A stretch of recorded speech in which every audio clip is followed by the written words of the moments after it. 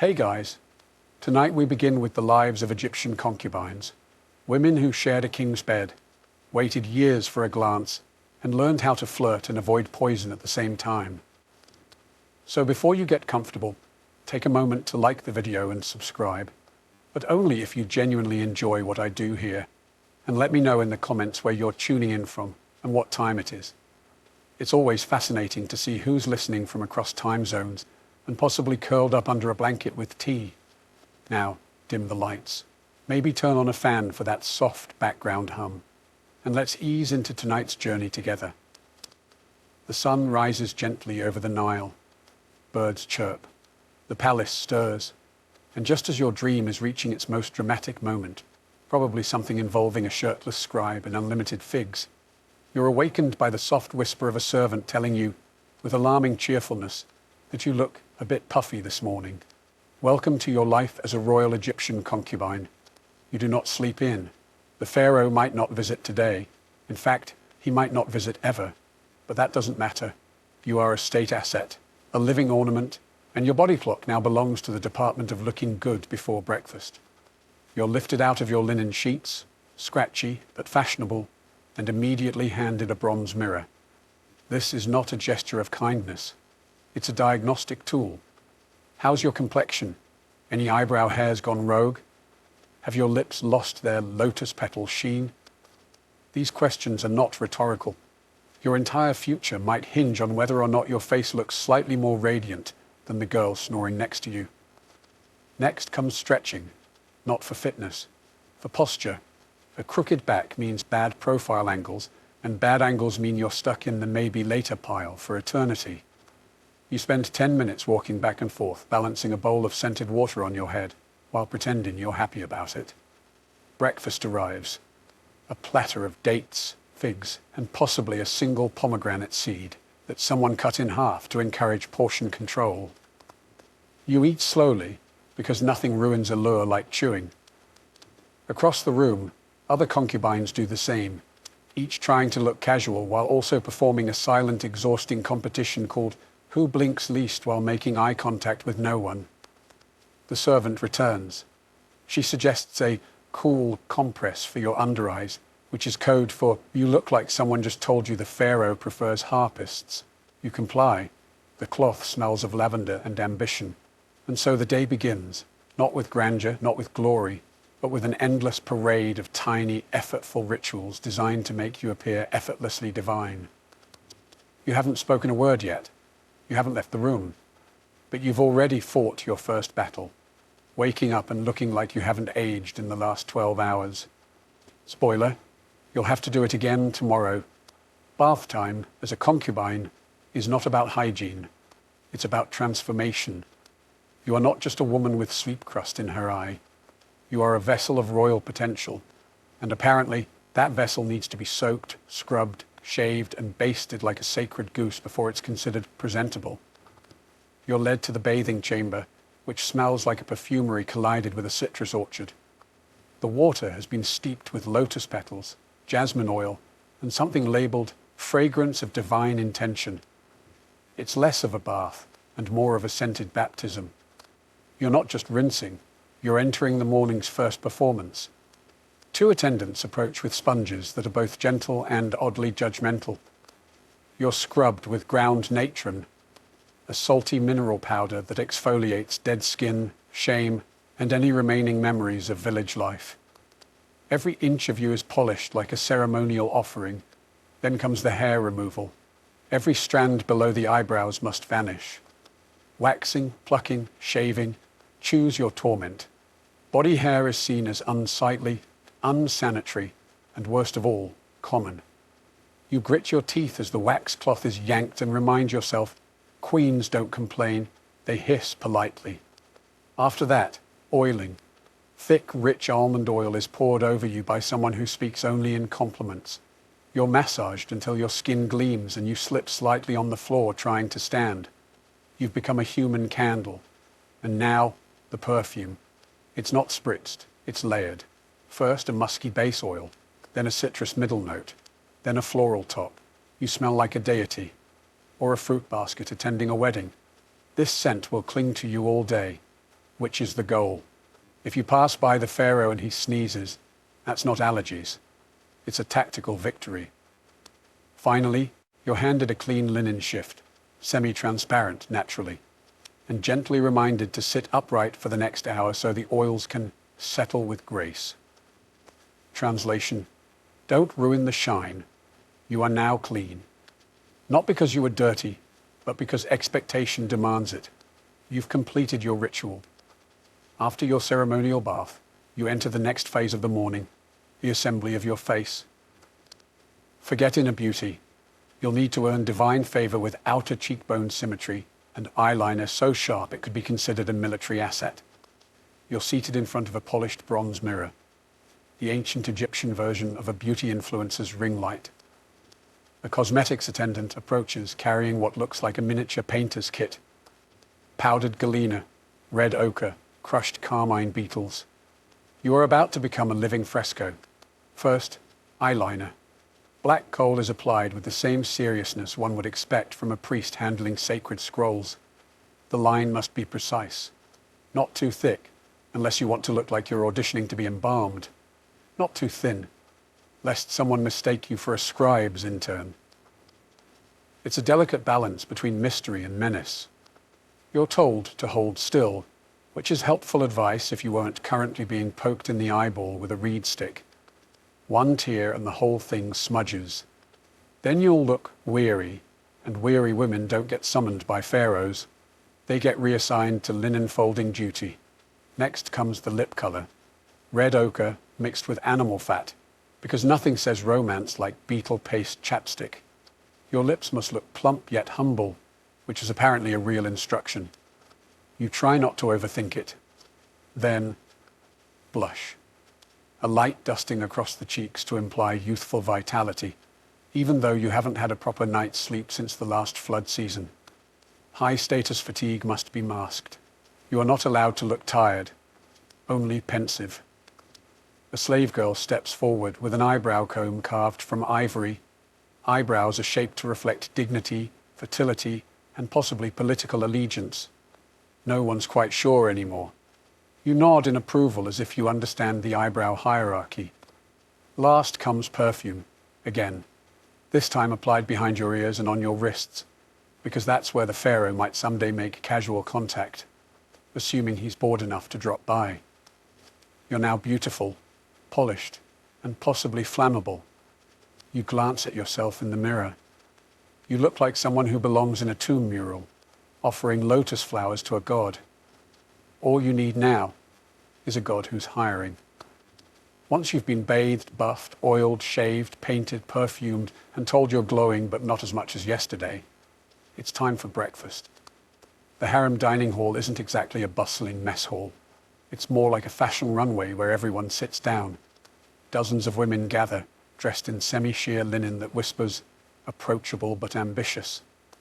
They glide toward their low tables with the precision of a crocodile stalking a heron, silent, slow, and absolutely sizing each other up. Your meal is elegantly minimal. A small plate of honeyed dates, 2 figs, and a dab of yogurt.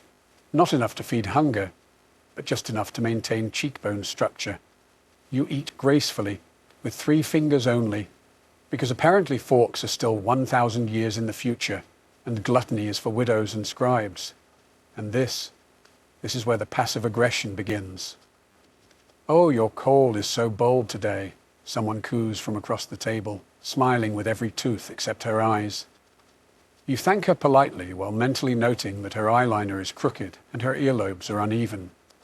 A younger concubine, accidentally, sits beside you, then loudly mentions how she was up all night, practicing harp in case the pharaoh was feeling musical. Translation: she thinks tonight might be her night. You smile, chew slowly, and let a single fig seed sit dramatically on your lip like a statement of war. Conversations swirl around you. Gossip about who cried in the baths, who borrowed whose perfume without asking, who was seen leaving the astrologer's quarters looking hopeful. Everyone's pretending to be unbothered. No one actually is. You make sure not to eat too fast. Women who finish quickly are greedy, and women who don't eat at all are trying too hard. You strike the middle ground, casual elegance with a side of strategic chewing. Servants refill cups of palm wine, but only a splash, too much, and someone might tell the wrong story to the right person. Breakfast ends with a ceremonial brushing of teeth using a chewed twig and a bit of natron. You smile into your bronze mirror and think, one more meal survived, one more war disguised as brunch. After breakfast, you'd think it might be time to relax, maybe take a nap, maybe do something productive. But no, you are now entering the most exhausting phase of your day, visibly existing in an aesthetically pleasing manner. This is not rest. This is performance art. You're assigned to the relaxation gallery, which sounds lovely until you realize it's a curated space designed for two things: looking gorgeous and being seen looking gorgeous. You and 24 other concubines lounge on embroidered cushions, arranged to maximize profile angles and minimize shadows. There's no slouching. Posture must imply nobility, fertility, and mild but tasteful boredom. You're allowed to choose your activity, as long as it's something ornamental. Reading hieroglyphs aloud is too intellectual. Playing a harp is ideal. Smelling flowers while gazing wistfully at a palm tree is encouraged. Anything that gives off divine but available. If you're exceptionally brave, you might practice accidental elegance, like letting your sandal fall off while stretching, or sighing thoughtfully, as if pondering the mysteries of love, politics, or your non-existent pension plan. These are carefully rehearsed microdramas, designed to be noticed without appearing to want to be noticed. Some of the newer girls try too hard. They strike poses that scream, "Pharaoh, pick me," with the subtlety of a temple gong. These efforts are met with polite applause and immediate whispers. You, however, are experienced. You know the trick isn't to look like you're trying. The trick is to look like you're being effortlessly ethereal while calculating exactly how much effort it's taking. Every once in a while, a scribe or messenger walks by. You pretend not to notice. You shift ever so slightly into better light. You are a statue pretending to breathe, a lotus in linen. And if by chance word reaches the pharaoh that the third girl on the left had an air of mystique today, then congratulations, your decorative effort has paid off. You've officially spent 2 hours doing nothing, beautifully. And in this palace, that's not laziness, that's strategy. After you've elegantly existed for an hour or two, posture on point, gaze misty and mysterious, it's time for the educational portion of your day. Don't get too excited. This is not the kind of education that ends in degrees or job offers. This is concubine school, where the curriculum consists of being interesting enough to hold the pharaoh's attention for 6 minutes, without giving him any dangerous ideas about women being clever. You file into a sunlit chamber where instructors await, draped in scholarly linen and armed with wax tablets. Today's lessons: harp tuning, poetry recitation, and how to tilt your head thoughtfully while discussing dreams. Music is the most respected skill. A concubine who can pluck a heartstring just right can practically rearrange court hierarchies. You're taught traditional love songs, all of which include lines like, "My heart blooms like the papyrus reed," and "Your eyes are more intoxicating than date wine." You're encouraged to mean it, or at least to fake it with appropriate shoulder movement. Poetry follows, not writing it, heavens no. That's for old men with back problems. You recite it, softly, with emotional restraint.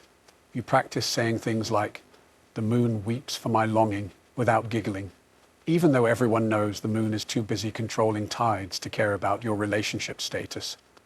Sometimes a priest teaches you a few basic hieroglyphs. Not too many.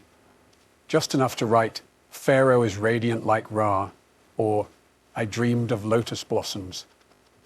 Anything more complex risks sounding like you have opinions.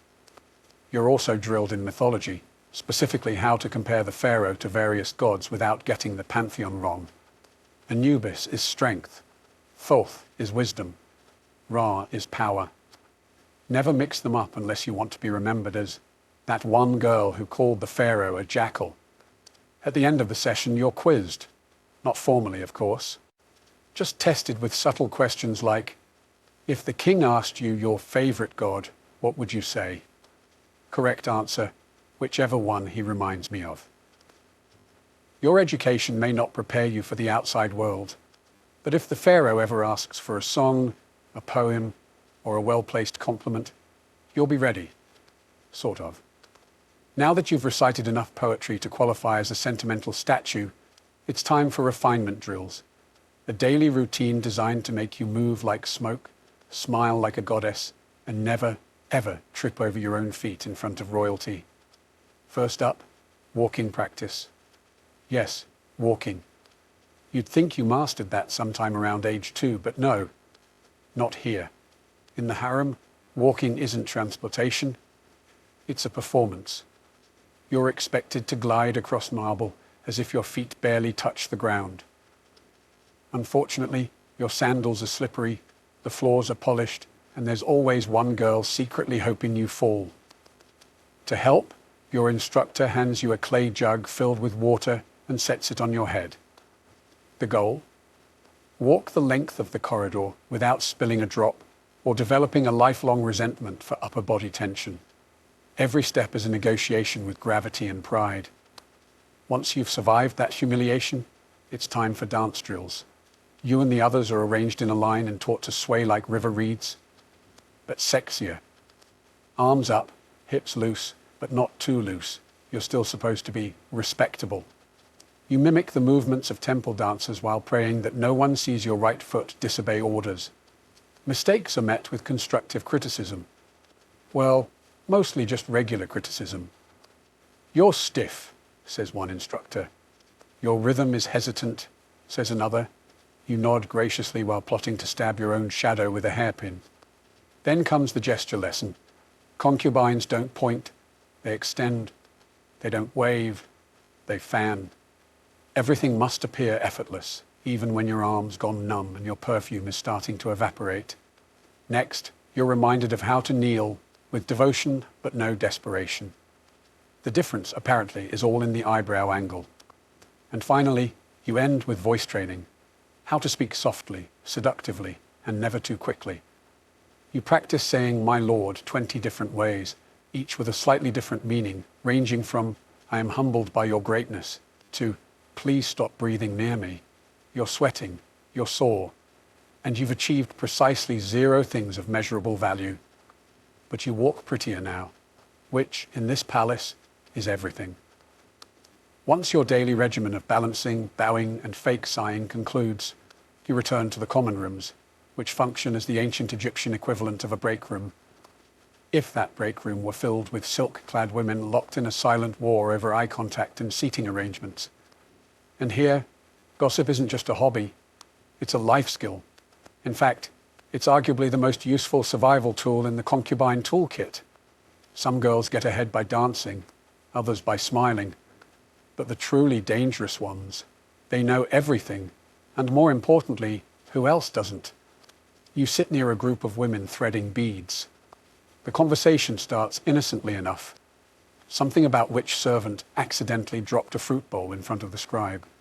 But within 5 minutes, the topic shifts to who got new jewelry, who was seen leaving the astrologer's room with smudged eyeliner, and who's been mysteriously quiet since last week's sandal fitting. Names are never said directly, only implied.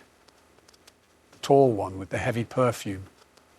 You know, the girl who always looks like she's about to sneeze. Everyone nods. Everyone knows. The senior concubines don't talk much. They listen. Because real gossip isn't just juicy. It's currency. If you know the pharaoh prefers honeyed wine to date wine, that's leverage. If you know which priest his mother doesn't trust, that's insurance. You contribute carefully. Say too little and you're irrelevant. Say too much and suddenly you've accidentally offended Bastet and find yourself demoted to folding ceremonial napkins. Some of the more experienced women even keep coded wax tablets. Not diaries, mind you, but tactical observation logs. A spreadsheet of betrayal, envy, and who coughed during the harp solo. And of course there's the double gossip. When someone tells you a secret about someone who already told you that same secret. That's when things get interesting. That's when you start playing palace chess. You never gossip directly about the pharaoh. That's suicide. But about the other concubines, it's not just allowed, it's expected. You're doing your civic duty, really. By the end of the hour, you've learned more than in poetry class, and you've made eye contact with 3 potential future enemies. Success. After your morning of posturing, powdering, and palace espionage, it's time to settle in for the highlight of every concubine's day. The long, suspenseful wait to maybe, possibly, be summoned by the pharaoh. Now, let's be clear, he probably won't come. He's likely busy inspecting irrigation plans, overseeing construction projects, or listening to court musicians with names like Henu the Flatulent. But that doesn't matter, because you still have to act like he might. You're led to the waiting chamber, the gilded room filled with cushions, incense, and women sitting in the same 3 poses, serene but alluring, restful yet radiant, and desperately pretending not to care. You pick a spot near the window so the natural light hits your cheekbones just right. Not that you've practiced this or anything. The servant enters. All heads subtly turn. Is she here to summon someone? No. She's refilling the fruit bowl. Still, a moment of electric tension passes as you wonder if your grape placement was regal enough. You shift positions every 15 minutes. Not to get comfortable. Comfort is forbidden. But to keep your limbs from going numb in the event you're summoned and expected to glide like moonlight. You also practice looking surprised but grateful, in case your name is actually spoken aloud. Some girls hum softly. Others read love poems they wrote themselves, which is both tragic and brave. One girl is quietly plucking at her lute like she's serenading fate itself. You sip wine, pretend not to judge her, and mentally edit her lyrics for better rhyme. Hours pass. A breeze stirs the linen curtains. Somewhere down the corridor, a sandal slaps against stone. Everyone freezes. Then, silence. False alarm. Someone was just heading to the latrine. You exhale politely. Inside, your soul does a small scream. Eventually, a servant does appear and calls someone else's name. There's a ripple of forced enthusiasm. You smile as if thrilled for her. She floats past, smug and barefoot, smelling like victory and rose oil. You're left with your thoughts, your carefully posed limbs, and the lingering smell of disappointment. He didn't visit today, but he might tomorrow. And so you stay, beautiful, poised, and hopelessly prepared for a man who probably doesn't remember what you sound like. If the pharaoh's harem were a garden, it wouldn't be one of those peaceful lotus ponds poets write about. No. It's more like a perfectly trimmed hedge maze filled with smiling tigers. Every concubine here is sweet, perfumed, and actively plotting. You quickly learn that power here doesn't come from beauty alone. Everyone's beautiful. That's the entry fee. What actually counts? Alliances, influence, and the ability to say, "You look radiant," while thinking, "I hope your eyeliner melts." Some girls form tight little cliques, usually centered around whoever had a confirmed evening audience last week. These groups are part gossip club, part spy network, and part human chess game. Joining one is like marrying into a noble house. You gain protection, status, and lifelong suspicion. Then there are the floaters, like you, the quiet observers, the ones who smile at everyone and trust no one. You listen more than you speak. You compliment more than you confess. And you always, always pretend you didn't hear what you definitely heard. Smiling is your most used tool. There's the polite smile, the supportive smile, the passive-aggressive smile, and the "thank you for that completely unnecessary comment" smile. You rotate between them like a seasoned diplomat. Some of the senior concubines have mastered what's known as the invisible war, where no insults are ever spoken, but entire careers are ruined through praise that's just a little too specific. Of course she was chosen. The pharaoh always liked women who looked maternal. Occasionally, a new girl tries to be sincere. She opens up, shares her past, asks for advice. This usually ends with her being emotionally flattened by breakfast the next morning. Lesson learned. You discover that maintaining neutral alliances is an art form. Compliment one girl too often and you're her servant. Compliment two and you're a traitor. Compliment none and you're distant. Best to compliment the cat, honestly. And through it all, you smile. Because smiling hides worry. Smiling buys time. Smiling convinces everyone, including yourself, that you're still in the game, even if you're just another piece being moved. Nothing changes the mood of the harem like the sudden arrival of the great royal wife, a title that means, you may all be lovely, but I'm the one whose jewelry gets its own chariot. She doesn't visit often. Frankly, she doesn't have to. Her presence lingers like myrrh and suppressed ambition. But when she does walk in, the room goes from polite rivalry to absolute emotional lockdown in 3 seconds. You don't hear her coming. You feel her, like an approaching sandstorm in silk. Conversation evaporates. Figs stop mid-air. Everyone suddenly remembers to cross their ankles, adjust their posture, and pretend to be fascinated by the nearest houseplant. And then she appears. She's older than most of you, which in concubine terms means she's seen a lot. She walks like someone who's been walking past nervous girls in expensive linen for the past 20 years.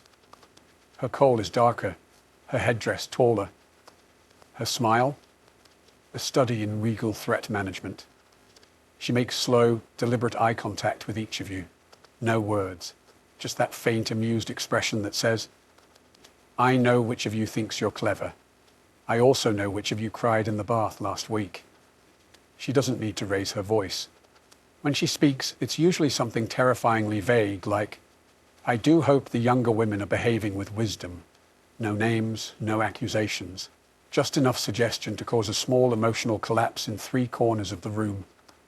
You offer your most respectful smile, the one you save for women who could have you reassigned to weaving duty without blinking. She nods slightly. Success.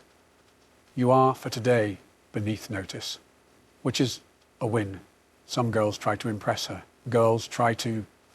They perform subtle acts of grace, retelling a myth, adjusting a flower vase just so, complimenting her choice of anklet like it's a sacred relic. She humors them. She's seen it all. Because she was you once, but she played the game better, and she won. Then, just as suddenly, she leaves, gliding out of the room like a vision in gold. No one breathes for 10 seconds. Then, slowly, conversations resume. Softer, more careful. The Queen has walked in and reminded everyone what power really looks like. As the sun sets over the palace walls and casts a golden glow over the Nile, the atmosphere inside the harem shifts. Perfume is reapplied, hair is retied, linen is straightened. Because as darkness creeps in, so does possibility. And with it, an elegant form of emotional torment known as maybe tonight. You've spent all day being polished, painted, and perfectly polite. Now you wait, again.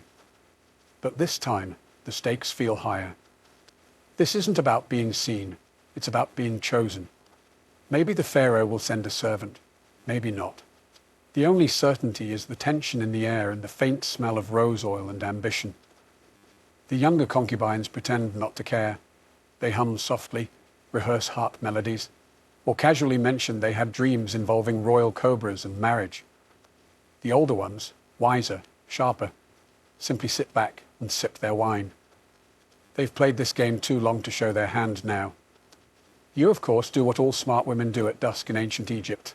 You smile vaguely and try not to look like you're rehearsing your surprised but thrilled reaction in your head. The servant enters. Everyone goes still. She clears her throat. Names are never shouted. They're whispered, like sacred chants. If it's yours, you rise gracefully, as if the moment hadn't consumed your thoughts all day. If it's not, you keep your face pleasant and sip your wine like it doesn't suddenly taste like despair. Tonight, it's not your name. You nod, smile, and offer an encouraging look to the girl who was called, even as your own confidence quietly crawls under a cushion and weeps. But the show must go on. You remove your jewelry. You unpaint your face. You bathe. Again. Though this time it's more about washing off hope than sweat. You slip into your night linen and curl onto your mat, pretending you're grateful for the quiet. Above you, the moon hangs full and indifferent. Somewhere, music drifts from the upper chambers. You tell yourself maybe tomorrow, because that's what keeps you here. Not certainty, but the ritual of not knowing. And in this place, uncertainty is the most intoxicating drug of all. As the palace slips into silence and the oil lamps burn low, the harem enters its most secretive and absurd realm. Dream time, where ambitions bloom unchecked and reality politely excuses itself. You lie on your mat, eyes open, staring at the ceiling. The linen above you shifts in the breeze like a lazy ghost. Around you, other concubines murmur quietly, sharing the strange visions they've had lately, walking on lotus petals, pharaohs with lion heads, birds that speak in riddles. It's all very poetic and only mildly insane. But here's the thing. In this palace, dreams matter. A well-timed dream can shift your standing more than all the perfume in Thebes. Interpret the right symbols, and suddenly you're not just a concubine. You're a vessel of divine wisdom. Misinterpret them, and you're the girl who claimed Ra wanted her to lead a poetry recital. You keep your own dream journal. It's a cracked papyrus scroll tucked under your mattress.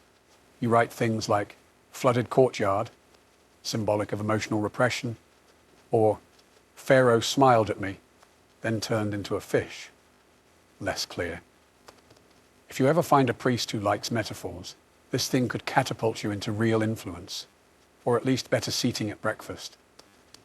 Sometimes dreams are shared strategically. One girl recently dreamt she saw the Queen offering her lotus blossoms. Everyone knows it didn't happen, but now she gets invited to the Queen's embroidery circle. That's the power of fabricated sleep visions. They're deniable and useful. You dream too, of rising, of being more than decorative, of having your own estate, of whispering advice to the Pharaoh and him actually listening. Occasionally, you dream of just leaving, but then you remember. Outside the palace, there are fields, sandstorms, and husbands who chew with their mouths open. Inside, there's at least the illusion of opportunity.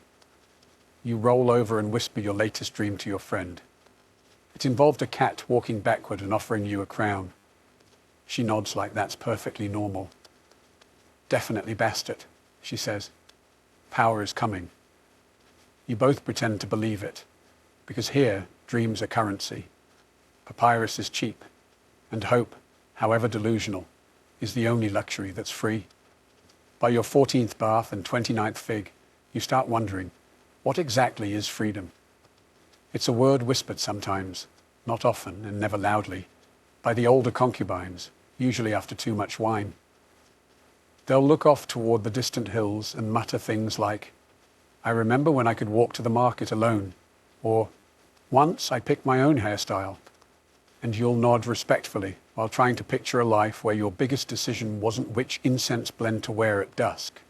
On paper, you live in unimaginable luxury, silk, music, security, and meals that don't involve scraping dates off the ground. But in practice, you have fewer choices than a basket of lentils. Want to leave the palace? That's adorable. You belong to it now. You are technically not a prisoner. But try walking past those guards with your eyeliner slightly smudged and see how far you get.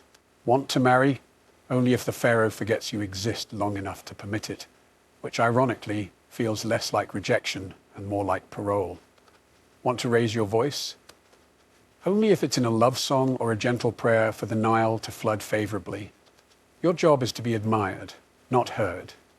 Your opinions are as ornamental as your bracelets. Pretty, but strictly non-functional. And yet, within this well-stitched cage, some women do find a strange kind of freedom. Not physical freedom, of course, don't be silly, but emotional, political, social freedom. The ability to influence which poem is recited at court, to suggest a priest be consulted, to whisper something to the Queen's cousin that somehow changes the menu for a royal feast. It's not much, but it's something. You think about the village girl you used to be, chasing goats, sunburned, covered in dust. She was free in the can go outside sense, yes. But now, you're free in the knows how to manipulate 3 noble families without lifting a finger sense. Is that better? You're not sure. But you do know that freedom here is never given. It's performed, like everything else. And the better your performance, the less anyone questions whether you're free at all. One day you won't be here anymore. Maybe you'll be replaced by someone younger, with shinier hair and better loot skills. Maybe the pharaoh will lose interest entirely and take up falconry full time. Or maybe you'll be quietly reassigned to a country villa, where you'll spend your days sipping diluted wine and reminiscing about the time you almost got summoned but didn't because the queen's cousin had a headache. And then comes the real question, the one no one asks out loud. Will anyone remember you? You won't have a statue.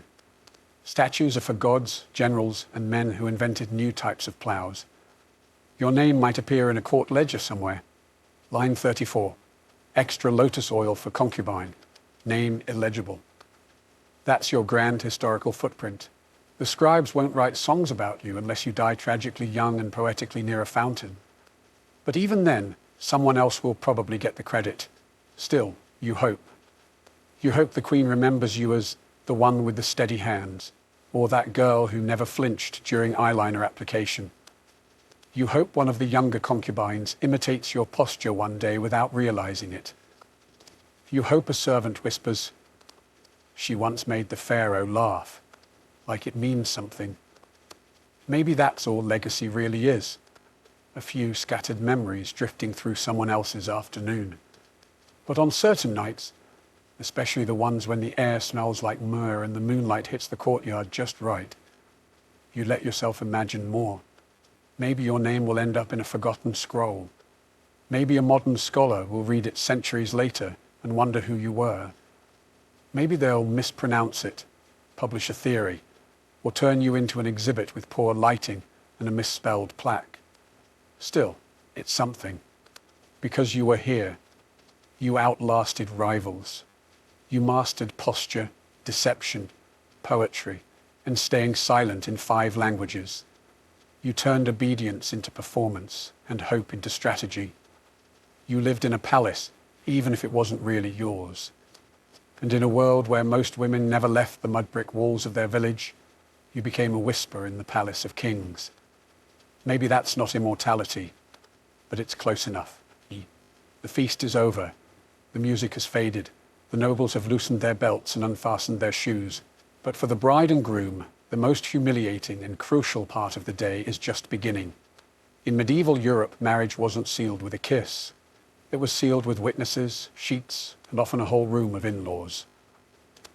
The bedding ceremony, as it was called, was less a celebration of love and more a legal performance, one that turned the bedroom into a courtroom and the bed into the final contract.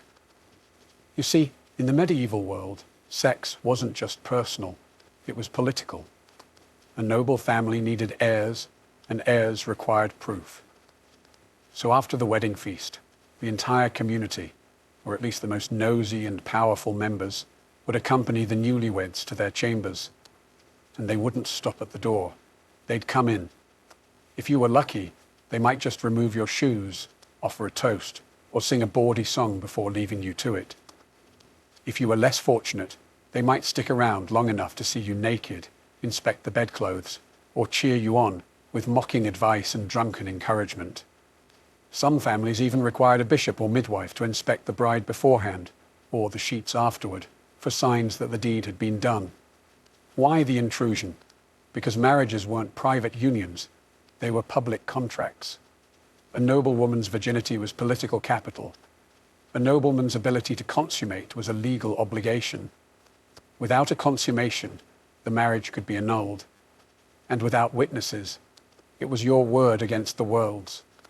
It didn't matter if the bride was trembling, or the groom was drunk, or both were strangers to one another.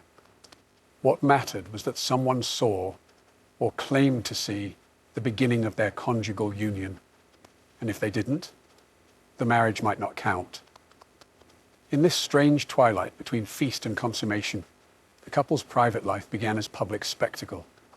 Their first night together wasn't about intimacy or joy, it was about proof. And often that proof came with an audience. And that, dear viewer, was just the beginning of the ceremony. Once the final toast had been raised and the last course cleared, the newlyweds weren't given privacy. They were given an entourage. Servants, family members, priests, and even minstrels formed a procession to escort the couple to their marital bed. And this wasn't some quiet, respectful send-off. It was a raucous theatrical parade, often loud, occasionally lewd, and completely devoid of subtlety. The groom might be half carried, half dragged by his friends, already red in the face from too much wine or dread.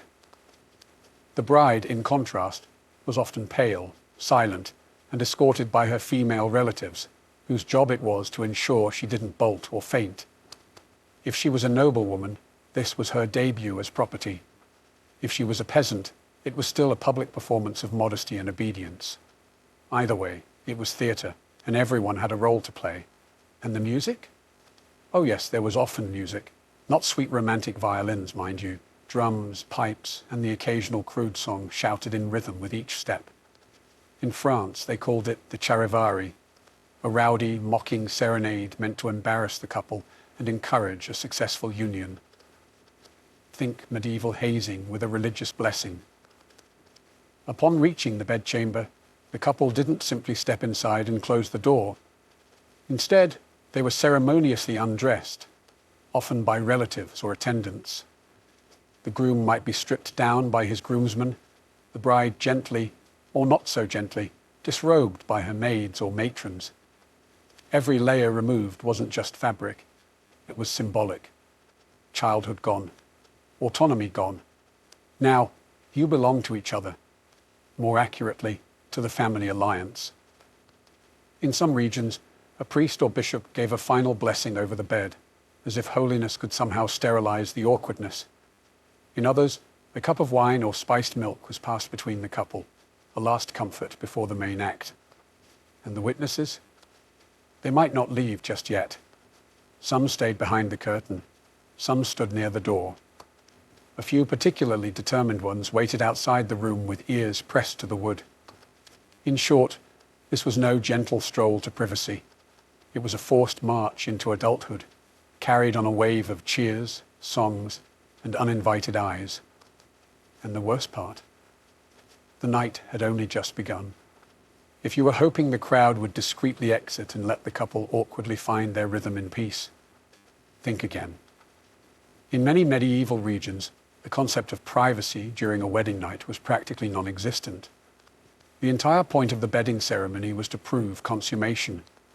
And in a world where land, power, and alliances were passed down through bloodlines, that proof had to be irrefutable, even if it meant peeking through curtains or literally sitting in the corner of the room. Let's be clear. Not all witnesses were intrusive. In some traditions, nobles or village elders might only escort the couple to the bed, remove a shoe, tuck in the covers, say a prayer, and then leave. Symbolic enough to count. But in other cases, the situation took a turn from symbolic to straight-up voyeuristic.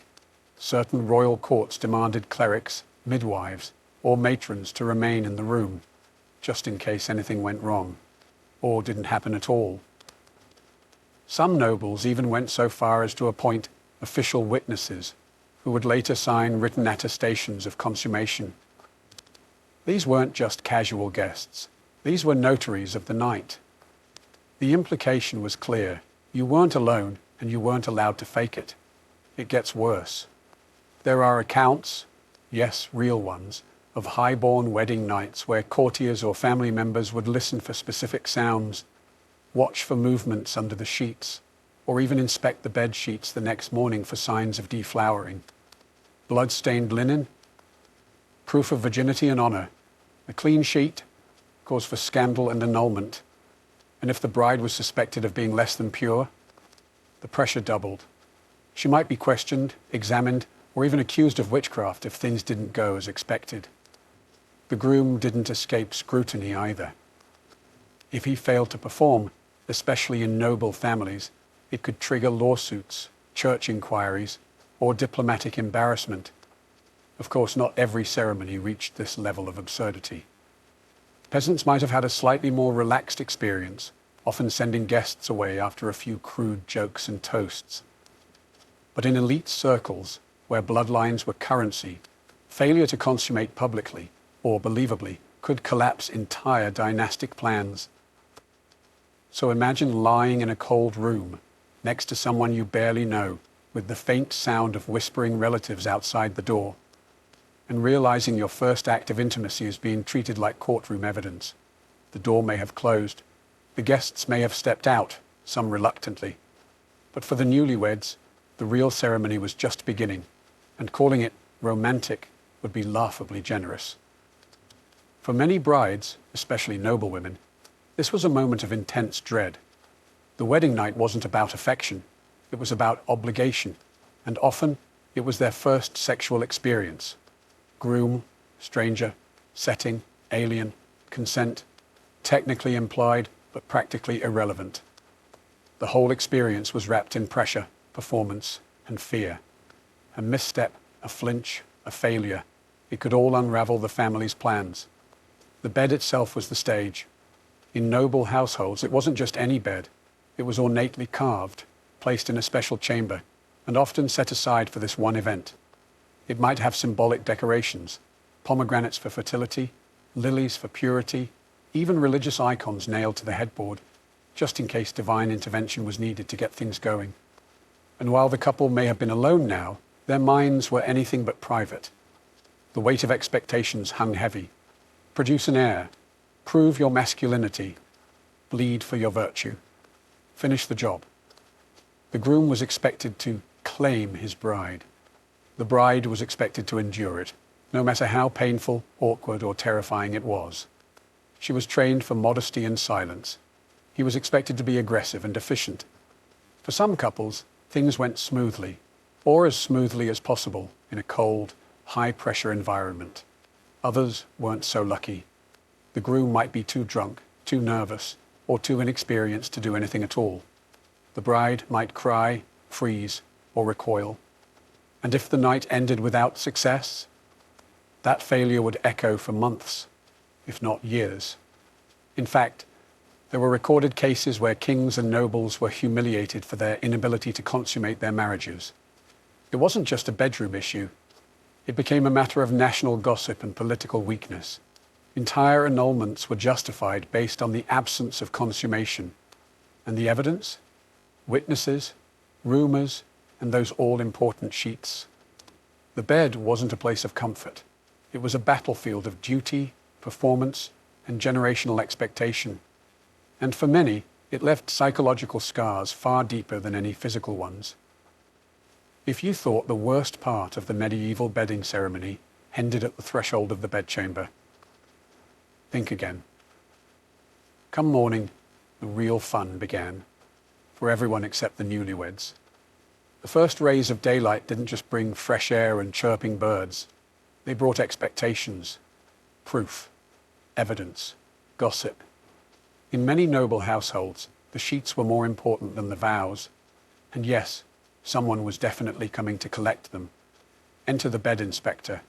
This could be a midwife, a chambermaid, or in royal circles, a high-ranking female relative. Their job: to examine the sheets for blood, evidence that the bride had been a virgin and the marriage had been honorably consummated. Spot of red? Congratulations. No stain? That's a problem. Now let's pause for a second. Virginity is not, medically speaking, a reliable thing to prove.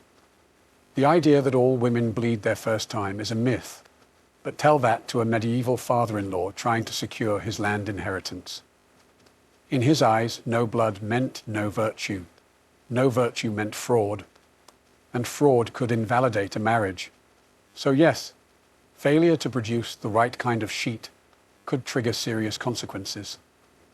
Accusations of deception, public humiliation, sometimes even an annulment. It was a rigged system, and the woman bore the weight of its failure. But even if the sheet passed inspection, the ordeal wasn't over. The couple was expected to appear together before the community or court. This appearance often included breakfast in bed, delivered by servants with smug smiles and knowing glances. Imagine sitting up, bleary-eyed, trying to sip watered-down wine while nobles smirked and passed judgment on your night's performance. In smaller villages, peasants might greet the couple with lewd songs or fertility dances. Think of it like a hangover wrapped in forced applause. No matter your social class, the unspoken question was the same. Did you do it? And more importantly, did you do it correctly? And let's not forget the gossip. Servants talked, relatives whispered. Even the priest might hint at things during his sermon. One awkward glance or offhand comment could set rumors in motion for years. Not all wedding nights ended with blood-stained sheets and satisfied in-laws. Sometimes things went badly. And in the rigid framework of medieval society, a failed bedding ceremony wasn't just awkward, it could be catastrophic. First, there was the issue of non-consummation. If the groom couldn't perform, due to nerves, drink, or sheer inexperience, the consequences were swift. Whispers would start before the couple even emerged from the room. A red-faced groom was bad enough. A frustrated, tear-streaked bride. Worse. By breakfast, the rumours had already lapped the castle walls. In some cases, the issue became a matter of public inquiry. Yes, public. Noble families with political alliances on the line couldn't risk ambiguity. If a prince couldn't consummate, that was not just a bedroom issue, it was a dynastic threat. Courts might call on midwives, physicians, and even clergy to test the groom's virility. In France and England, there were actual court cases where grooms were ordered to publicly prove their manhood. One unfortunate nobleman in the 16th century had to submit to a full investigation, complete with witness testimony and physical examination, all because his bride said nothing had happened. On the bride's side, failure to bleed could lead to accusations of prior impurity. Whether it was true or not didn't matter. The stain was on her reputation, and her family's honour hung in the balance. Some desperate women resorted to faking the evidence, using animal blood or pricking their own fingers to stain the sheets. A risky tactic, but sometimes the only option. Then came the worst-case scenario, annulment. If the marriage wasn't consummated, the church could declare it invalid. That meant the dowry might be returned, alliances broken, and the woman labelled damaged goods. For noblewomen, this could spell exile to a convent. For commoners, it meant public shame and social demotion, and in rare but real cases, violence followed. An enraged groom, humiliated and desperate to defend his honour, might accuse his wife of witchcraft, deception, or adultery. Women were beaten, imprisoned, or worse, all because of a failed expectation. What began as a ceremony of union could thus end in separation, scandal, or even punishment. The bedding ceremony was never just about sex. It was a public trial of bodies and reputations. And when the trial failed, it left wreckage behind. While the general concept of the bedding ceremony appeared across much of medieval Europe, the way it played out varied wildly from region to region. Each culture added its own flavour, some just awkward, others downright bizarre. In Scandinavia, for instance, the ceremony often involved the bride being carried, sometimes upside down, across the threshold of the bedchamber, symbolising her transition from maidenhood to marriage. In more rural traditions, the groom's friends might try to sabotage the consummation by playing pranks, singing loudly, or even locking him out of the room as a joke. Brotherhood had its limits, apparently. In Germany, it wasn't uncommon for the bedding to involve an actual bed race. Yes, a bed with wheels, dragged through the village with the newlyweds on it while neighbours banged pots and pans in celebration or mockery. The more noise, the better. It was believed to ward off evil spirits and subtlety. In Ireland, a more symbolic practice took place. While the bedding was still expected, the public part often stopped at the chamber door. but older women of the village might hover nearby, ready to offer fertility charms, advice, or, less comfortingly, a critique of the bride's childbearing hips. Meanwhile, in France, the bedding was more of a legal spectacle. In royal courts, the bride and groom might sign documents in bed, with clergy present to sanctify the act. And in particularly dramatic ceremonies, nobles would pull the bed curtains shut with a flourish, as if drawing the curtain on a play, which, in many ways, it was. Spain, on the other hand, leaned heavily into Catholic symbolism. A crucifix might be placed above the bed, with prayers recited before any physical act occurred. The Church wanted to remind you, this was not just passion, it was duty blessed by God. Passion, of course, was optional. And among peasants, things were generally more relaxed, though still public. The village might follow the couple home with torches, sing songs outside the door, or even sneak up to bang on the shutters mid-act. Romance? No. Communal entertainment? Absolutely. No matter where you were, one thing was consistent. The bedding ceremony was never just for the couple. It was for the family, the village, the church, and the law. The sheets might have varied, the songs might have changed, but the awkwardness? That was universal. As strange and structured as the medieval bedding ceremony was, it existed in a world full of contradictions. It was sacred and crude, formal and farcical, deadly serious yet oddly comedic. And among all the rules, rituals, and superstitions, there existed an entire undercurrent of unspoken behaviors. Things everyone knew, but no one ever said aloud. For instance, everyone knew the groom might be terrified. Sure, masculinity was prized, but not every young man came to the bedchamber with confidence or experience. If he failed to rise to the occasion, it was quietly blamed on nerves, or too much wine, or even sorcery. Wives were told to be patient, or discreet, or both. The bride, on the other hand, was expected to be silent, modest, and still. But behind closed doors, she might weep, plead, or simply freeze. These were taboo topics, never spoken about during morning gossip or courtly banter, but well known to mothers, nurses, and the older women tasked with preparing her. And then there was the humour. Because of course there was humour. The medieval world wasn't always grim and grey. It had room for mockery and mischief. The bedding ceremony was ripe for it. Drunken friends might swap the groom's nightshirt for a woman's robe. A chamber pot might be hidden beneath the covers. In some regions, guests tied bells to the bed, so everyone would know exactly when the deed was done. It was crude, yes, but also a release valve for a ritual so tense it could snap. Even priests sometimes got in on the joke, offering blessings with the thinnest of veils over double meanings. A line like, "May this union bear fruit in due season," wasn't always said with a straight face. Then there were the unspoken strategies. A nervous groom might rehearse with a prostitute weeks before the wedding night. A terrified bride might receive secret herbs to calm her nerves, or dull the pain. Midwives had entire toolkits of tips, from scented oils to gentle distractions. These things weren't written into law, but they passed down through generations like whispered recipes. In short, the bedding ceremony wasn't just a rigid ritual. It was a chaotic dance of pageantry, pressure, and pretense. Beneath the surface of formality lived fear, humour, empathy, and a desperate hope that someone, anyone, had done this before. The bedding ceremony may seem barbaric by modern standards, but for centuries it was a foundational ritual, etched into the very fabric of marriage, law, and social identity. One night, one bed, one performance that could determine a woman's worth, a man's pride, and a family's future.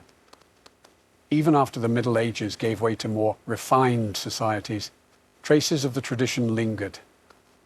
In the Renaissance courts of Europe, the public bedding became more symbolic, but it didn't disappear.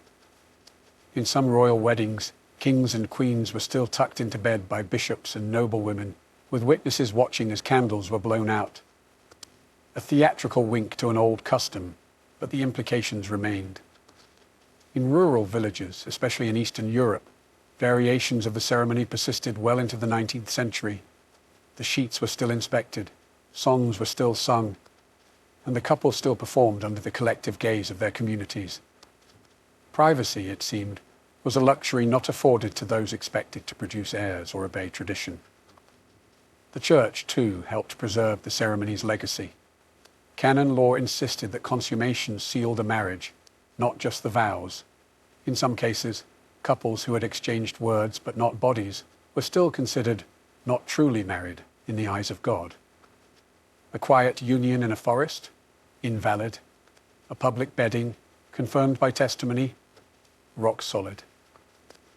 What's perhaps most striking is how many of these ideas still echo today, albeit in subtler forms. The obsession with virginity, the pressure for newlyweds to have a perfect honeymoon night, the expectation that a couple's love must be proved physically, immediately, and preferably photogenically.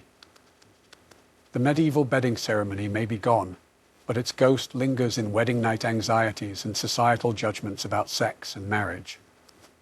For the medieval couple, that night was more than a ritual. It was a trial by fire, a shared trauma, a moment they would never forget, no matter how their marriage unfolded afterward. Some bonded through the absurdity, others were scarred by the pressure, but all of them, noble or peasant, ready or terrified, were dragged through a night that wasn't about romance, but about ritual, performance, and survival. And so the bed stood, not as a place of love, but as a stage. And history watched. If you lived in medieval Europe and had a toothache, you were already in trouble, because in this world dental care didn't exist, not in any form we'd recognize. Your teeth were on their own. No toothbrush, no toothpaste, no floss, no idea what bacteria was. The mouth was just another hole in your face, and if something went wrong in there, you dealt with it the same way you dealt with every other kind of pain, by gritting your teeth and praying to Saint Apollonia, the patron saint of dental agony. The average medieval diet didn't help. Bread was coarse and often mixed with ground-up bits of stone from poorly milled flour. Meat was common but rarely fresh, and vegetables were boiled into oblivion. Sugar wasn't yet the enemy. It was barely even on the scene in most parts of Europe, but decay still came fast. By your mid-20s, your smile likely resembled a haunted graveyard, crooked, yellow, and missing several key residents. If you developed a cavity, it wouldn't be cleaned. It would fester. The pain would start as a dull ache, then become sharp and constant. Infection could swell your jaw, cloud your thinking, and in the worst cases, kill you. Yes, kill you. Dental abscesses could become fatal when the infection spread into the bloodstream or the brain. But nobody understood that back then. If you died, people assumed it was divine punishment, not bacteria eating you alive from the inside. To soothe the pain, you might be offered a poultice of mashed herbs. If you had a little money, perhaps a honey and vinegar rinse, sweet, acidic, and completely ineffective. You might even be told to hold a hot poker near your cheek to draw out the evil humors. At best, these were distractions. At worst, they made the infection worse. Eventually, someone, probably your mother, your priest, or your local village wise woman, would look at you and say, "It has to come out." And that was the medieval solution to nearly every dental problem. Extraction, not repair, not healing. Just pull it and pray. And that's where things got interesting. Because in the absence of real dentists, the job of yanking your rotten molars fell to people whose qualifications were, let's say, flexible. In the medieval world, if you wanted a tooth pulled, your options were limited, and none of them came with a license.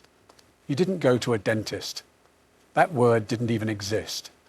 Instead, you walked into the shop of the local barber surgeon, a man who might give you a haircut, lance a boil, amputate your leg, and rip out your molar, all before lunch. Barber surgeons were the working-class doctors of the day. They weren't university educated. They didn't study anatomy with monks or debate Galenic theory in Latin. They learned on the job, often apprenticing under other barbers who taught them two essential things: how to sharpen blades and how to keep a person alive long enough to charge them afterward. Tooth extractions were considered minor surgery, something messy, painful, and beneath the dignity of university-trained physicians. So barbers took over. Their tools were basic but terrifying: iron forceps, long-handled pliers, curved hooks, and in some cases, their bare fingers. None of them were sanitized. If you were lucky, the tools were wiped on a rag between patients. If you weren't, they were still sticky with someone else's blood. There was no anesthesia. A barber surgeon might offer you a stiff drink, a leather strap to bite down on, or a prayer. You sat in a chair, or just stood still, and hoped your nerves held. Some barbers worked quickly, yanking the offending tooth in one brutal motion. Others needed several tries. If the tooth broke off mid-pull, they'd dig out the roots with a hooked instrument. This, unsurprisingly, caused screaming, flailing, and fainting. But barber surgeons weren't just butchers. Many took pride in their craft. Some became so well known for their dental work that they traveled from village to village like rock stars of oral misery. They'd set up in market squares with signs advertising their skills. A popular technique was to display recently extracted teeth on a string or nail them to the post, proof of experience, if not hygiene. Did the patients complain? Rarely, because in the medieval mind, the pain of a rotten tooth was worse than anything a man with pliers could do. And besides, if your barber botched the job, there wasn't exactly a dental malpractice board to file a complaint with. Not every medieval person waited for their teeth to rot out before doing something about it. There were attempts, strange, gritty, often questionable attempts, at keeping the mouth clean. And the centerpiece of medieval oral care? Tooth powder. Forget your sleek tube of minty toothpaste. Medieval tooth powder came in little ceramic jars or pouches made of linen. The recipes varied wildly depending on region, wealth, and how desperate you were. But common ingredients included crushed bones, burnt bread crusts, powdered herbs, and ashes. Some added crushed oyster shells, pumice stone, or charcoal for extra abrasion. In short, it was like scrubbing your teeth with sandpaper and calling it self-care. The powders were applied with a rag, a finger, or if you were wealthy, a rudimentary toothbrush made from twigs or hog bristles. No one really understood the concept of bacteria or tooth enamel, so the goal wasn't to kill germs, it was to scrape away grime and improve your breath. If your mouth smelled like death, you were probably considered unlucky, sinful, or French. Mint, sage, rosemary, and salt were popular additions, not for hygiene, but for scent. They masked the odor of decay and made it slightly more pleasant to be in kissing distance. The upper class might import exotic spices like cinnamon or clove, crushed and mixed into their powders. For peasants, old soot and bone dust would do. Then there was honey. Yes, honey. Some medical texts actually recommended filling cavities with it, based on the logic that honey was naturally antimicrobial, which it is, but also sticky and packed with sugar. So the end result was like stuffing a wound with syrup. It may have calmed the pain temporarily, but it also accelerated the decay. And yet, it was still one of the better ideas they had. Some remedies ventured into the absurd. Powdered mouse skulls, boiled dog's milk, and even urine rinses were touted by certain quack physicians as cures for toothache. Did they work? Of course not. But when your gums were throbbing and your jaw was swelling, you'd try just about anything. In short, medieval oral care was less about prevention and more about survival. If your breath didn't kill your social life, the powder probably just wore your enamel down to the nerve. But hey, at least you tried. When medieval medicine failed, and it often did, people turned to the next best solution: magic, religion, or both. Because if crushed bone powder and honey-stuffed cavities couldn't fix the problem, maybe God or a charm tucked under your pillow could. Toothache, in the medieval mind, wasn't always caused by bad hygiene. It could be punishment for sin, the work of a malevolent spirit, or even the result of toothworms. Yes, worms. Many people genuinely believed that little squirming creatures burrowed into their teeth and gnawed away at the roots. Some swore they saw them. Others believed the sound of pain, the throbbing, was actually the worms wriggling inside. To treat these imaginary invaders, you could try smoking them out. One common folk remedy involved blowing hot vapor from burning henbane seeds directly into the mouth. The idea? The worms would flee from the heat and die. More likely your gums would just blister, and your bad breath would turn lethal. Then there were toothache charms, often written on parchment and worn around the neck. Latin prayers, astrological symbols, or even nonsense scribbles were believed to carry healing power. If the charm failed, you could always invoke Saint Apollonia, the martyr who had all her teeth pulled out and became the patron saint of dental sufferers. Her image was carried in pockets, carved into church walls, or worn on amulets by people clutching their cheeks in agony. The Church, for its part, tried to walk the line between superstition and salvation. Monks often acted as doctors in monasteries, offering herbal remedies and prayers in equal measure. Some medieval medical texts, written by clergy, advised fasting and confession as a way to purify the humours and ease tooth pain. Others simply told you to offer a mass and hope for divine mercy. For wealthier patients, the Church sometimes offered holy relics for healing, a bone fragment from a saint, a vial of blessed oil, or a sliver of the true cross. Just place it near the sore tooth and wait. You might still die of sepsis, but you'd die feeling spiritually clean.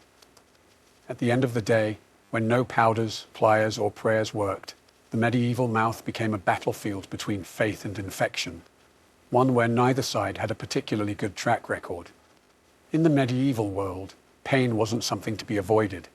It was something to be endured, like bad weather or your in-laws.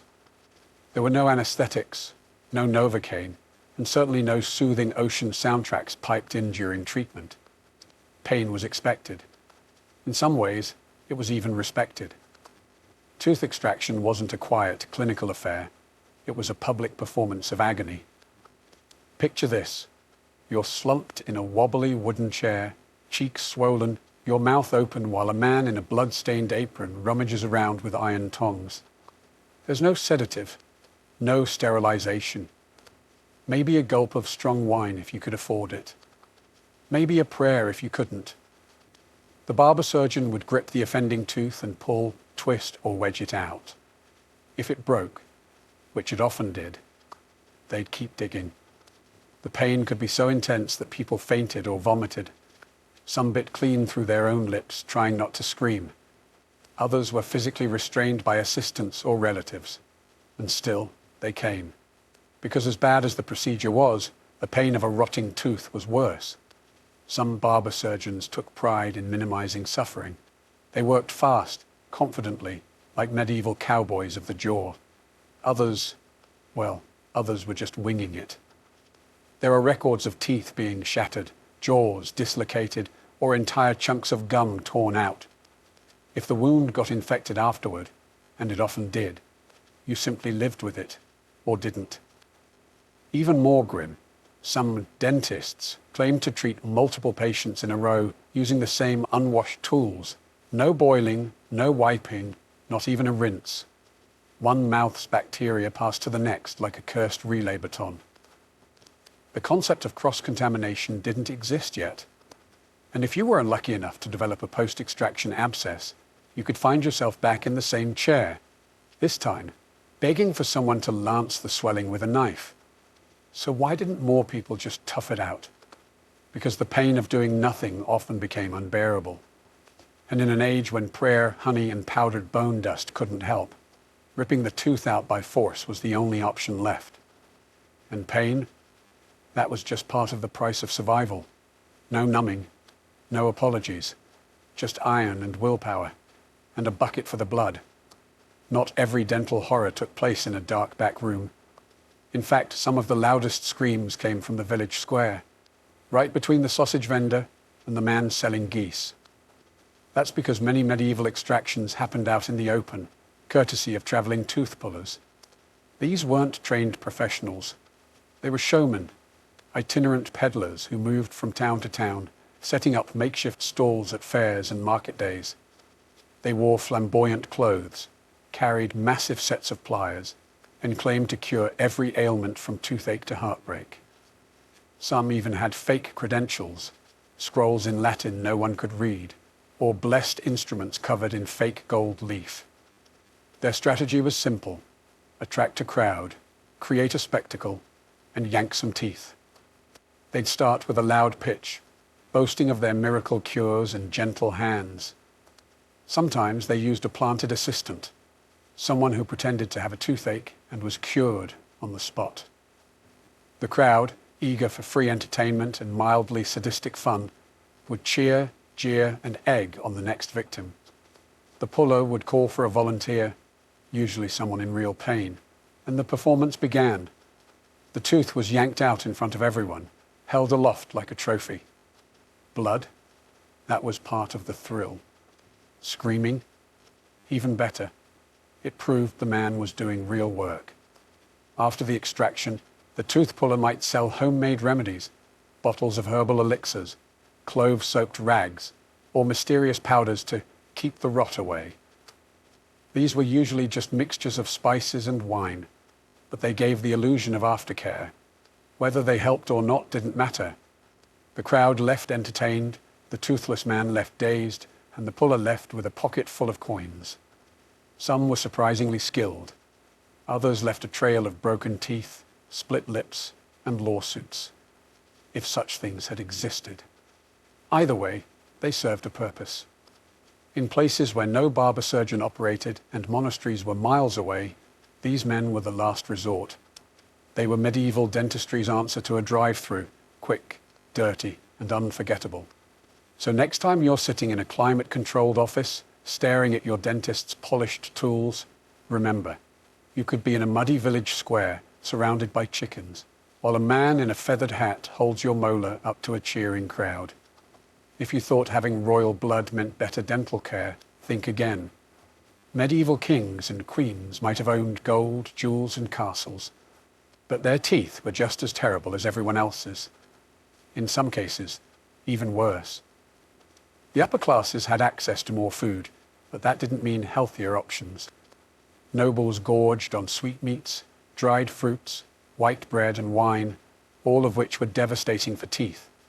Sugar, while rare, was a luxury imported from the East, and when it did appear in the kitchens of the elite, it was used recklessly, in pies, sauces, and preserved fruits. The result? Rot, cavities, and breath that could slay dragons. Historical records suggest that many royal figures suffered from severe dental problems. King Henry VI reportedly had loose and blackened teeth. Catherine de' Medici was known to have decayed teeth and chronic halitosis, likely from years of clove-stuffed chewing. And if you were a noble woman, good luck. Beauty standards demanded a pale face, tiny waist, and a closed mouth, because a smile might reveal the truth. Your mouth was a disaster. What did aristocrats do about it? They had access to the best barber surgeons, of course, which mostly meant getting their teeth yanked by someone in nicer clothing. Queen Elizabeth I famously suffered from terrible dental pain. She was so afraid of having a tooth pulled that one of her bishops had a rotten tooth extracted in front of her to prove it wasn't so bad. It didn't work. She refused treatment until the infection spread to her jaw. Nobles also tried to cover the problem with cosmetic tricks. Some painted their teeth white with lead-based powders, highly toxic, of course. Others chewed perfumed pastilles to mask the stench of decay. Perfume for the mouth. Imagine that! No wonder courtships happened mostly through letters. In portraits, you'll notice, royal smiles are rare. That wasn't an artistic choice, it was practical. Smiling showed your teeth. And if your mouth looked like a battlefield of broken enamel, better to keep your lips firmly shut. So while peasants screamed in village squares and merchants stuffed honey into molars, the royals suffered behind velvet curtains, hiding their crumbling smiles with jewels, etiquette, and denial.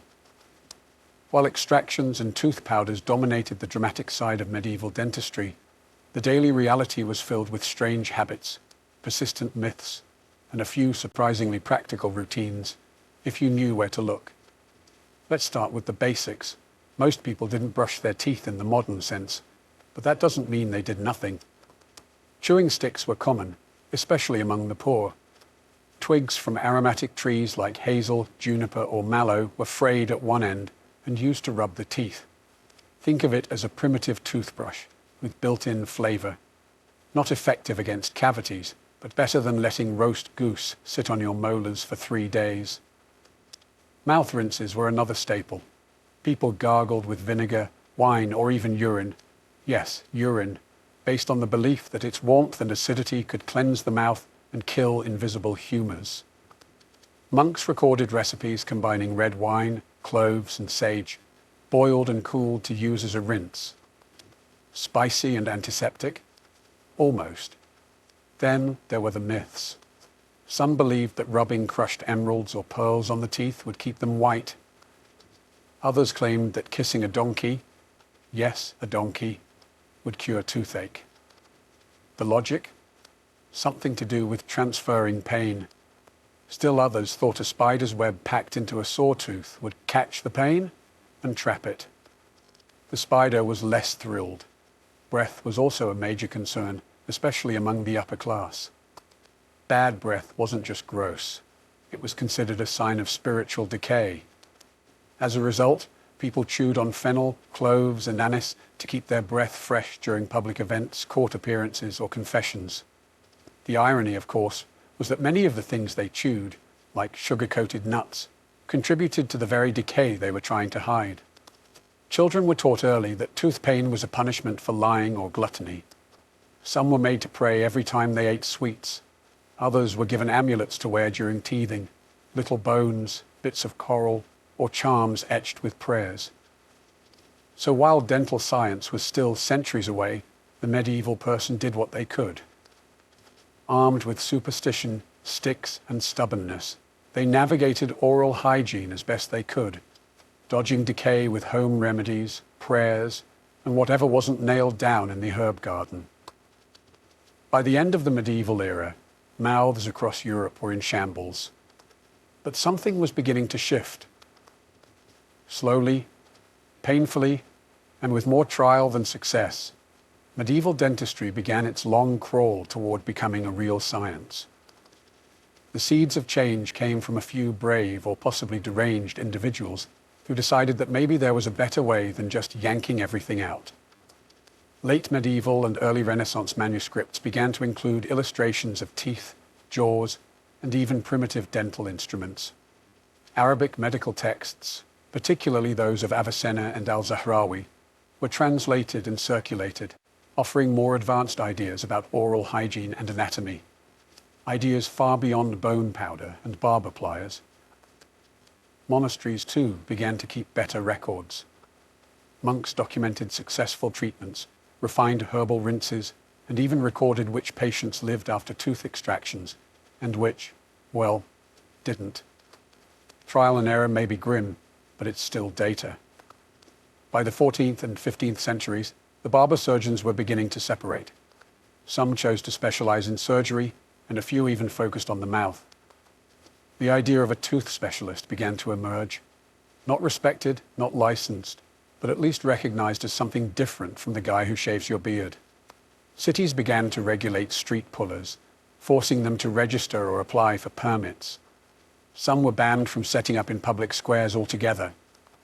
The wild days of tooth extractions between sausage vendors were slowly fading.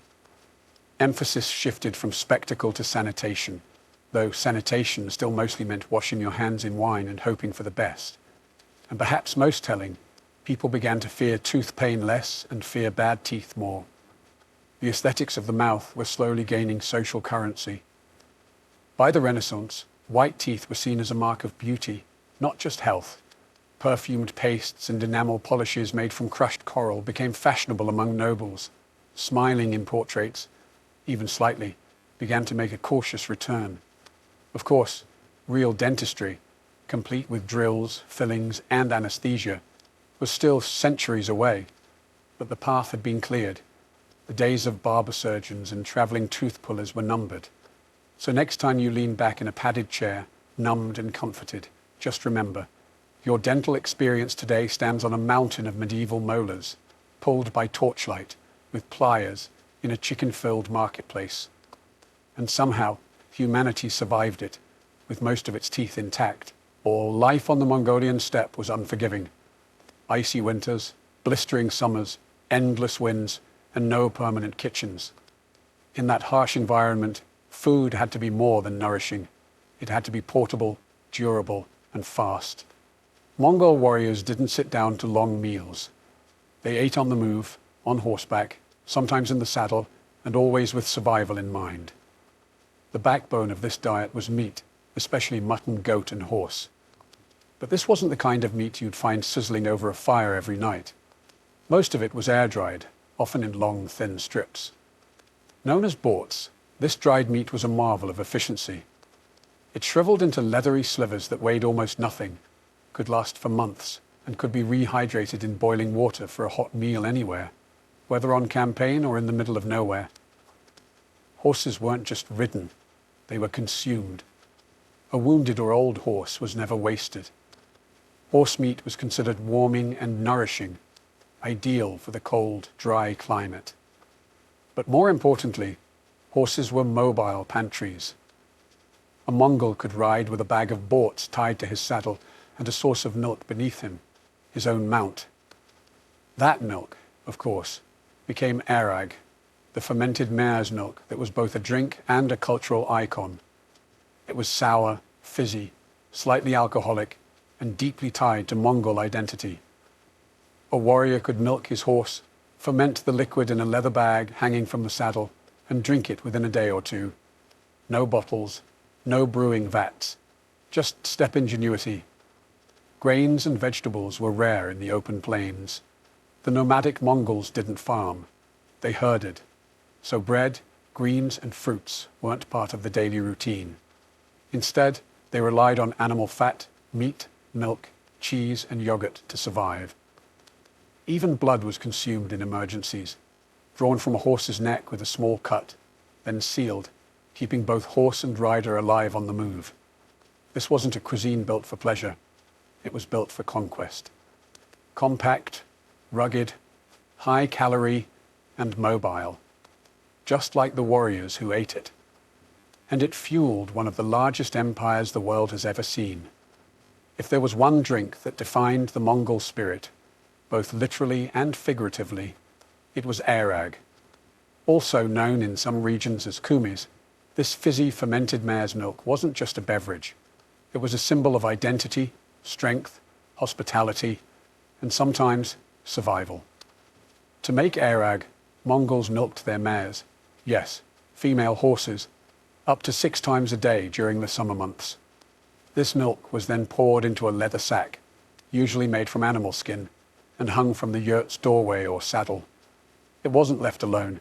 It was stirred constantly, sometimes by hand, sometimes by passing children tasked with kicking or punching the bag as they ran past. Fermentation needed movement, and Mongols had no shortage of it. After a day or two, the milk would sour and fizz, transforming into a slightly alcoholic, tart, cloudy drink with a kick strong enough to lift a weary rider's spirits. Arag wasn't distilled like vodka. It was natural, raw, and teeming with bacteria that made modern health inspectors sweat. But for Mongols, it was the nectar of life. Arag served many purposes. It quenched thirst, it provided vital calories, and it gave a buzz that Mongol warriors described as clarifying rather than dulling. In hot weather, it cooled. In cold weather, it warmed. During feasts, it was poured generously. During negotiations, it was offered with a bow. To refuse it was not only rude, it was deeply insulting. Guests arriving at a Mongol camp were traditionally greeted with a shallow silver bowl of arag. It was customary to take at least a sip, even if the taste shocked the tongue. Foreign visitors often described it as smoky vinegar churned with yogurt, or milk that had gone too far. But for the Mongols, it was a sacred drink, and no feast, no matter how grand, was complete without it. There were also variations. older arag could be distilled into a stronger liquor called arki, clear, sharper, and not for the faint of heart. This became the Mongol version of spirits, used in toasts, rituals, and sometimes even in medicine. In short, arag was more than just fermented milk. It was fuel for the steppe, a tool of diplomacy and a cultural cornerstone.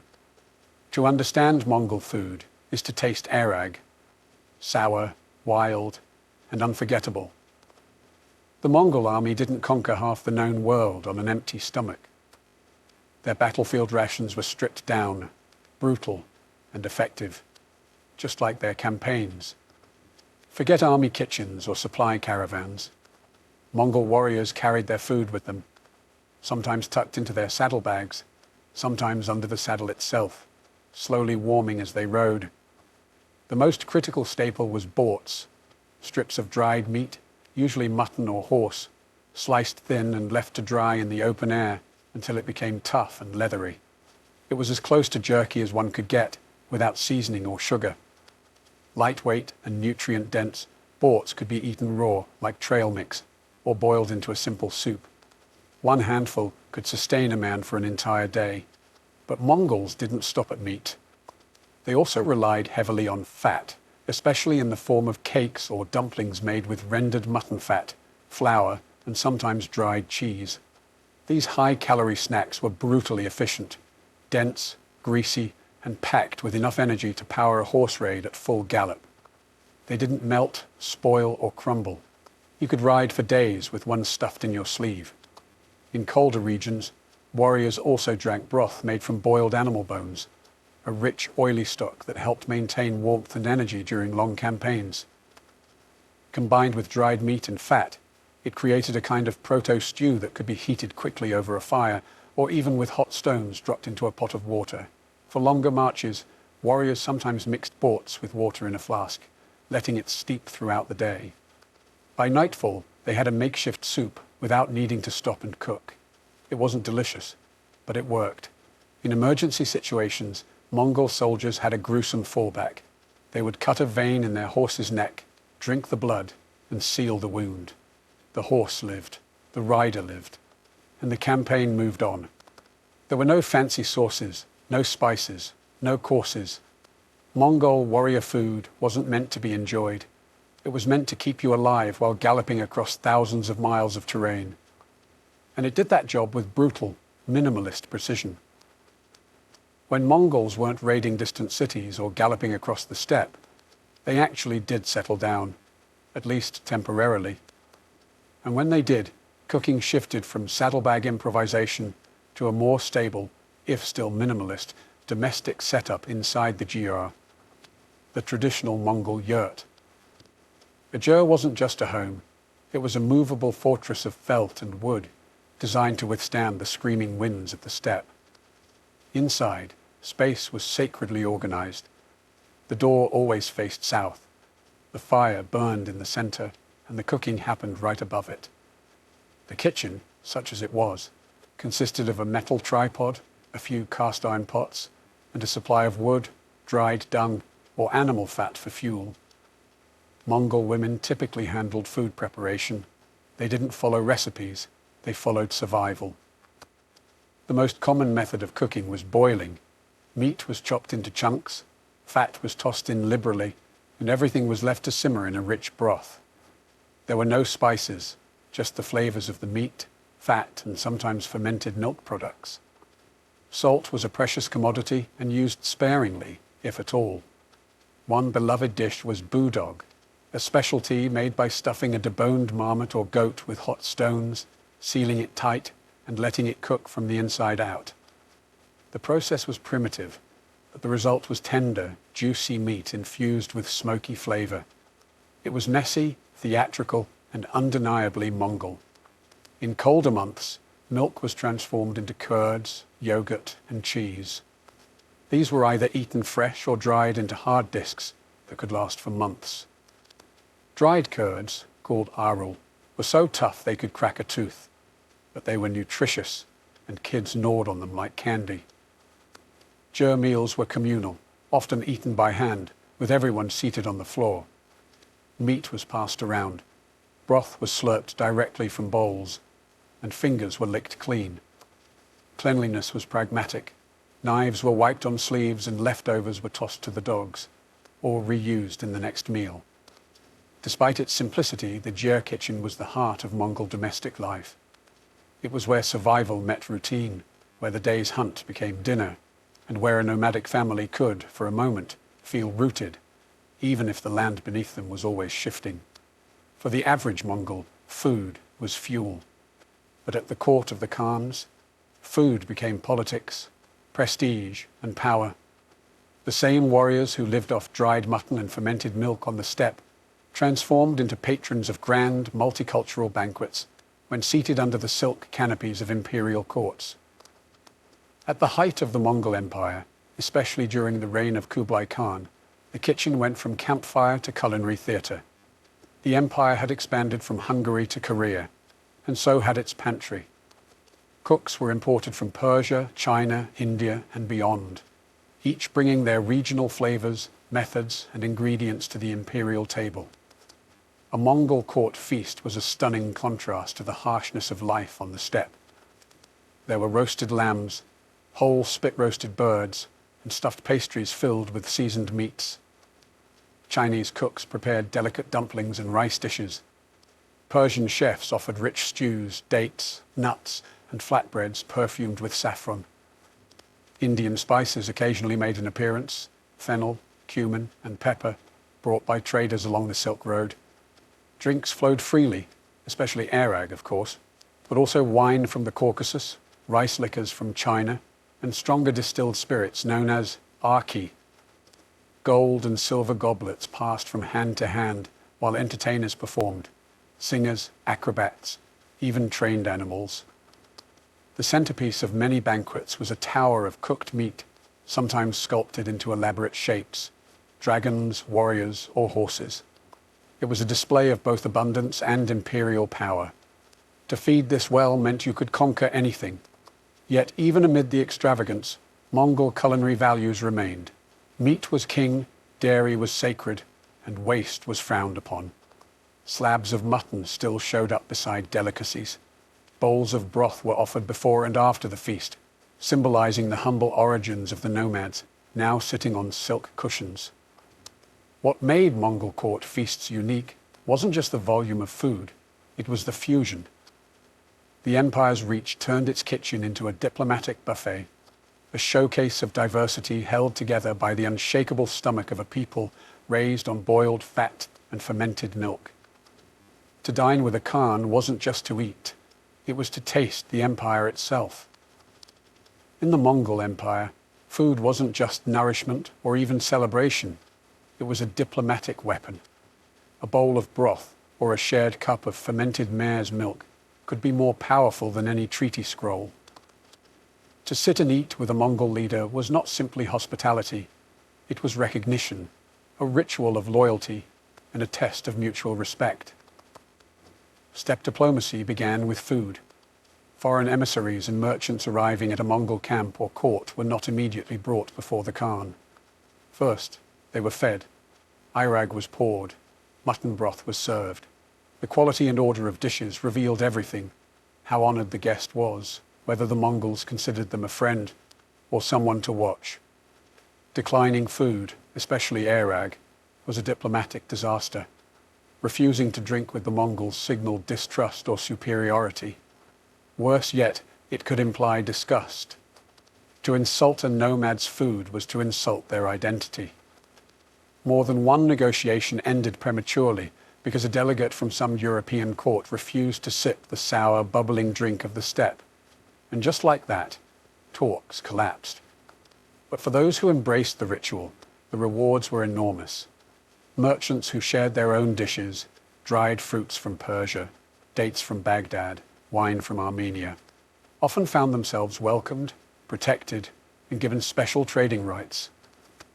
The Mongols appreciated novelty, but only if it was offered with humility. Feasts were often used to cement alliances. Marriages, military agreements, and new vassals were celebrated over long tables strewn with lamb ribs and bowls of boiled dumplings. Guests were expected to eat heartily, not just as a courtesy, but as proof they could stomach the reality of being under Mongol rule. Food was also used as a subtle test. An ambassador might be offered a cut of meat from the shoulder, a position of honor. If the meat came from the rump, it was a polite way of saying, "You're not that important." A bowl of rich broth indicated respect. A bowl of thin milk, bare minimum. In the Mongol world, diplomacy began with the teeth.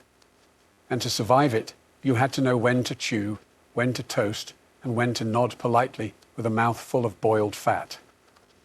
For a nomadic people constantly on the move, food preservation wasn't just smart. It was life-saving. Without pantries, cellars, or marketplaces, Mongols had to turn their diet into something mobile and shelf-stable. And they managed to do that using nothing more than wind, sun, salt, smoke, and sheer practicality. The most iconic preservation technique was air drying. Meat, especially mutton or horse, was sliced into narrow strips and hung from ropes strung between yurts or saddles. The cold, dry Mongolian air did the rest. Within days, the meat lost most of its moisture and became borts, the ultimate protein-packed travel ration. Properly dried, it could last for months, even years, without spoiling. This borts could be ground into powder and mixed with water to create quick soups, added to dough for dumplings, or simply chewed like jerky. It was light, compact, and virtually indestructible, perfect for warriors galloping across the Gobi or deep into enemy territory. Dairy, too, was preserved in ingenious ways. Milk was churned into butter and clarified and stored as fat blocks. Yogurt was dried into arul, rock-hard cheese curds that could be eaten as is or softened in broth. These weren't snacks. They were edible insurance policies, capable of surviving a long winter or a failed hunt. Fermentation was another tool. As we've seen with Airag, mare's milk was turned into a fizzy alcoholic drink. But cow, goat, and sheep milk were also fermented into yogurt and sour creams, then stored in skin bags or pots. These products were acidic, resistant to spoilage, and added valuable probiotics, though the Mongols didn't know that part. They just knew it worked. Salt curing and smoking were used when possible, especially in areas closer to rivers or forests. Fish could be smoked and tied to saddles. Organ meats were often boiled and stored in fat to prevent spoilage, a kind of rustic confit. Storage itself was creative. Mongols used leather bags, felt-wrapped bundles, and even the hollowed-out stomachs of animals to carry food. Saddlebags doubled as both transport and kitchen cabinet. There were no clay jars, no glass containers, just whatever you could strap to a horse and forget about until your next meal. In short, Mongols mastered the art of making food last without ever stopping. It wasn't fancy, but it kept them fed, fierce, and forever mobile. For the Mongols, food wasn't just fuel or pleasure. It was bound by ritual, superstition, and social code. What you ate, how you ate it, and who you shared it with said everything about your place in the world. And certain foods, they were not to be taken lightly. Mongol spiritual beliefs, rooted in Tengrism, the ancient steppe religion, shaped their relationship with food. Animals weren't just meat on legs. They were sacred life-givers. Every part of the animal had a purpose, and wasting food was not only wasteful, it was spiritually dangerous. Blood, for instance, was both life-giving and taboo. Though horse blood might be drunk in emergencies, the spilling of blood in a domestic setting, especially indoors, was considered deeply impure. Meat was ideally butchered outside, with great care, and shared among the group to ensure balance and respect. The fire in the yurt used for cooking was sacred. You didn't throw bones into it. You didn't shout or curse near it. And under no circumstance did you ever step over it. Doing so was believed to insult the spirits and bring misfortune, not just to the person who committed the act, but to the entire camp. Certain foods were avoided altogether. Dog meat was generally taboo among Mongols, in contrast to some neighboring cultures. Fish was rarely eaten, despite Mongolia's rivers and lakes. The reason? Water spirits. Fishing was seen as disruptive, and water was considered a pathway for spirits, both good and bad. To eat what lived in it could draw unwanted attention from the other world. Leftovers, too, were treated carefully. Uneaten food wasn't thrown out casually. Bones were buried or fed to animals. Liquids were never poured into the fire or onto the ground near the yurt. Everything had its place, because everything could offend something unseen. And then there was hospitality, practically a religion itself. Offering food to a guest, even a stranger, was mandatory. Denying someone meat or milk, even if you had little yourself, was not just rude, it was shameful. Hospitality ensured survival, and in the vast, empty steppe, it might be the only thing that kept you from starving during a snowstorm. In Mongol culture, every bite carried meaning. Food was survival, yes, but also spirit, order, and honor. The Mongol Empire may have crumbled, but its foodways galloped far beyond the steppes, leaving traces in cuisines from Eastern Europe to China, from the Middle East to Siberia. As the empire expanded, so did the reach of its recipes, ingredients, and attitudes toward food. Simple, practical, mobile, and meat-centered. Take dumplings, for example. Variants of stuffed dough can be found across the former Mongol territories. Buz in Mongolia, manti in Central Asia, pelmeni in Russia, and byozi in China. They differ in size and spice, but all share the same concept. Ground meat wrapped in dough, easy to cook in batches and simple to transport. It's not a stretch to say Mongol influence helped these recipes spread and evolve across borders. Fermented dairy, too, left a mark. The tradition of sour milk drinks, like kefir in the Caucasus or ayran in Turkey, reflects a legacy of nomadic milk preservation pioneered on the steppes. The belief in the strength-giving power of sour milk didn't fade. It adapted. Even today, travelers across Central Asia still encounter airag's modern cousins, some just as fizzy, just as pungent. Meat-centric stews and skewers, from Uyghur lamb kebabs to Siberian game soups, carry echoes of Mongol hearth meals. The lack of spices, the focus on meat and fat, the minimal use of grains, these are culinary footprints of steppe life. Even the Persian dish cello kebab, though now richly spiced, evolved during Mongol rule, when meat on a stick became imperial fare. In China, the Yuan dynasty under Kublai Khan opened court kitchens to multicultural experimentation. Recipes from Persia, India, and the steppes were recorded in imperial cookbooks. Mongol court banquets influenced Ming-era cuisine, layering Central Asian stews into the foundations of Chinese hot pot culture. But perhaps the strongest legacy is the attitude that food is power. The Mongols taught the world that what you feed your warriors, your guests, and even your enemies can shape politics and empires. They proved that a man could live off borts and fermented milk and still conquer kingdoms. Today, the food of the Mongol Empire survives in echoes, in the tang of yogurt, the stretch of dumpling dough, the sizzle of lamb over coals. You just have to know where to look and be brave enough to take a bite.